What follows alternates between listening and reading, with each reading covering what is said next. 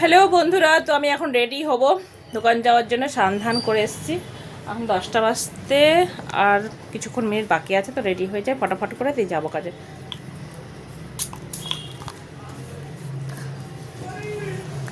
আজকে তাড়াতাড়ি স্নান হয়ে গেছে, কালকে দেরি হবে, কালকে মাথা ঘষতে হবে, কালকে দেরি হবে।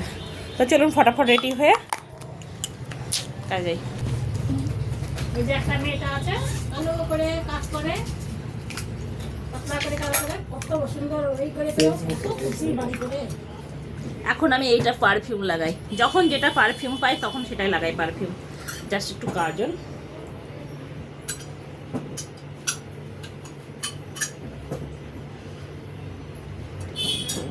গ্যাসের জন্য মহামারী চলছে, কিছুই না। যাদের গ্যাস বুকিং করছে তাদের ঠিক গ্যাস চলে এসছে, আমাদেরও গ্যাস বুকিং করে নিয়েছে, আমাদের গ্যাস চলে এসছে। জাস্ট একদিন কষ্ট হয়েছিল, একদিন বাড়িতে শুধু রান্না হয়, একদিন না এক বেলা রান্না হয়নি। আর বাকি যারা ব্ল্যাকে নেয় তাদের একটু কষ্ট আছে, যারা ব্ল্যাকে নেয় তাদেরই কষ্ট। আইব্রু পেন্সিল 3,500 ব্ল্যাকে, হ্যাঁ 3,500 ব্ল্যাকে মানে কি যাদের নাম্বার নাই, আমাদের যাদের যাদের দোকান থেকে বই নাই, নিচ্ছে। যাদের বই নাই, বুক করতে পারে না যারা। তো চলো ফাইনাল রেডি হয়, কিচ্ছু করি না, একটা গোলাপ জল লাগালাম, ক্রিম লাগালাম, বাস কাজল লাগালাম।